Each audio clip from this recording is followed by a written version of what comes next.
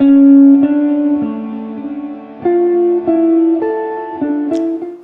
guys, welcome back to Sensei Learning Community.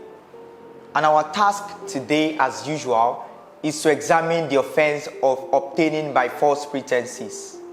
Before I embark on the examination of the offense, I want you to like this video and subscribe to our YouTube channel in order to get notification whenever we upload educative content like this. Thank you. Now to the business of the day.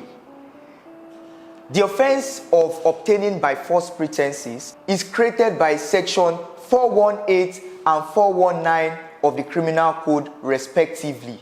Section 418 defines false pretense to include any representation made by words, writing, or conduct. Made by words, writing, or conduct relating to a matter of fact, either past or present. The representation which is false and the accused person does not believe in the truth of the representation. While section 419 defines the substantive offense of obtaining by false pretense. As with every other criminal offense, the offense of obtaining by false pretense has its peculiar elements.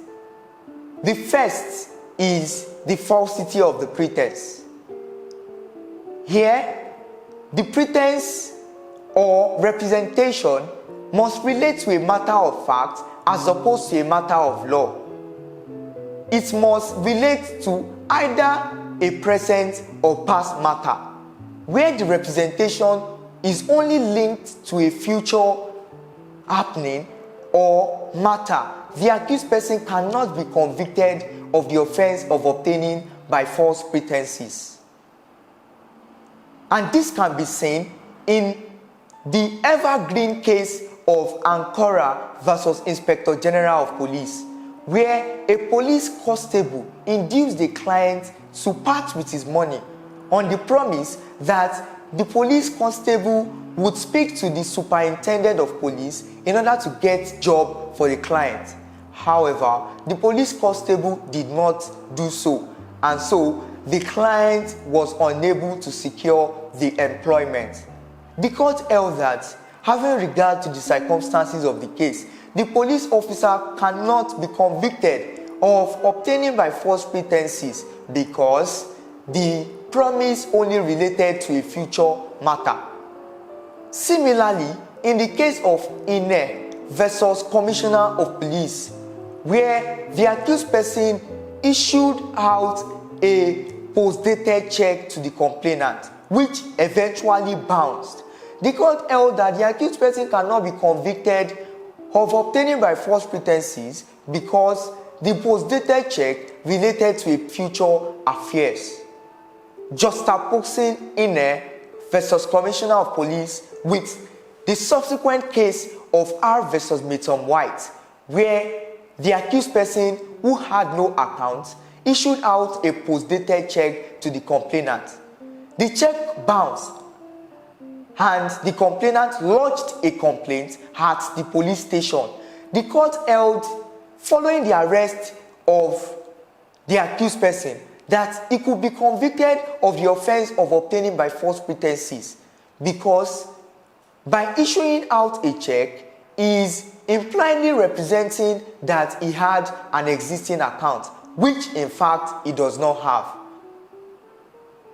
However, it is pertinent to point out that where the representation is an admixture of past or present as well as future matter, the accused person can be properly convicted under section 419 of the Criminal Code. Little wonder in the case of R versus Jennison, where the accused person falsely told a lady that he was not married and then induced the lady to give him money in order for him to furnish an apartment for them, which they would reside after their marriage. The accused person did not do so.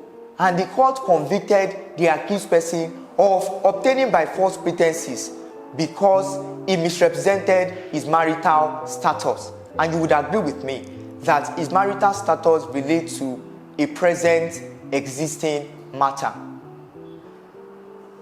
The second element of the offense of obtaining by false pretenses is intention to defraud.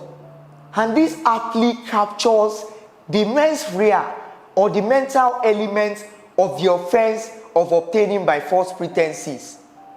A case like no other that best illustrates this element is Qwuiga versus Federal Republic of Nigeria, where the accused person was given a property to sell at the price of 7.5 million naira.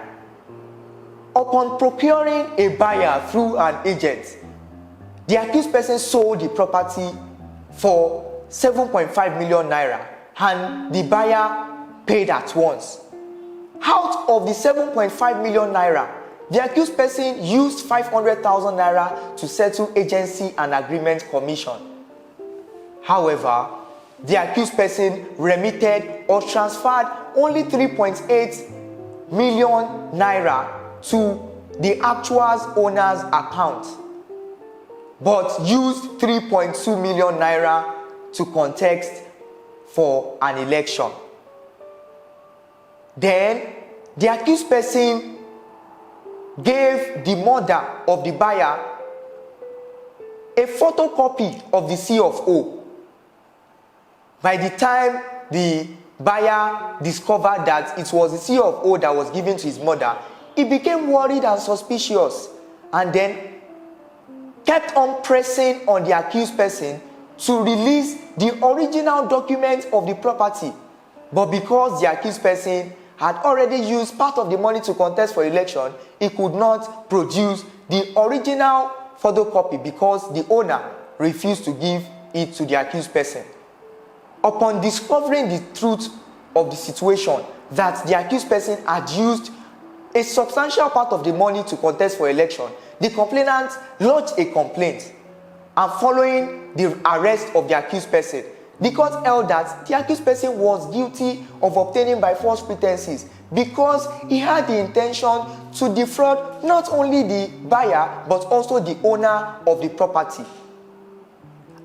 It is important to also point out that the intention to defraud also extends to cases where the accused person acted in a manner that is prejudicial to the rights of the other party. And this can be seen in the case of R versus Abua, where a lawyer won a case for his client and then told the court to pay the damages meant for his client into his account. His contention was that he wanted to have an upper hand over his client when demanding for his professional fee. However, the court held that that was tantamount to an intention to defraud the client. Hence, the lawyer was convicted of the offense of obtaining by false pretenses. The third element of the offense of obtaining by false pretense is that the thing must be capable of being stolen. And what amounts to thing capable of being stolen is properly explained in section 382 of the Criminal Code. And it provides that every inanimate thing whatsoever, which is the property of another person and which is movable, is capable of being stolen. And as can be seen in the plethora of cases considered in relation to the offense of obtaining by false pretenses, each and every of the property obtained by the accused person fits squarely within the definition of thing capable of being stolen as elucidated under section 382 of the Criminal Code. For instance, in the case of R versus Jenison, where the professional gigolo told the lady that he wanted to furnish apartment for them and also misrepresented his marital status. After all, money which he obtained from the lady was something that is capable of being stolen because it is a movable property. The fourth element of the offense of obtaining by false pretenses is that the owner must have been induced to transfer his own interest in the property to the accused person. All interest in this context means that the owner must have transferred both ownership and possession of the thing to the accused person. Now, mind you, if it is only possession that is transferred to the accused person, he cannot be convicted of the offense of obtaining by false pretenses. The best that the court can convict the accused person of is the offense of stealing.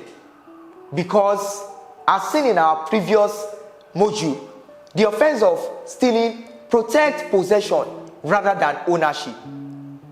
But in obtaining by false pretenses, the owner must have parted with not only the ownership of the thing, but also the possession.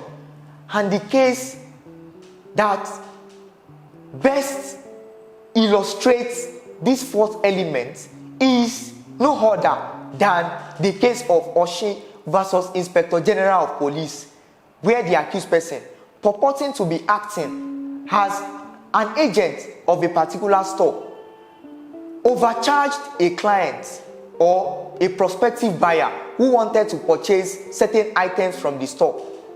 And then after obtaining the huge sum from the buyer, the accused person paid the actual price but kept the difference in the amount in his pocket.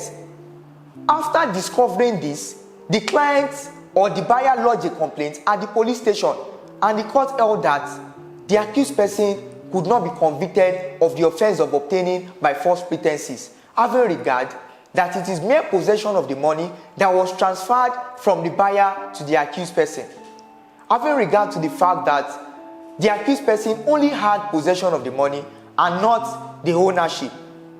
And then in the course of analyzing the case, the court alluded to the concept of agency, that since the main transaction was between the purchaser or the buyer and the proprietor of the store, the accused person could not have been said to have obtained the ownership of the money.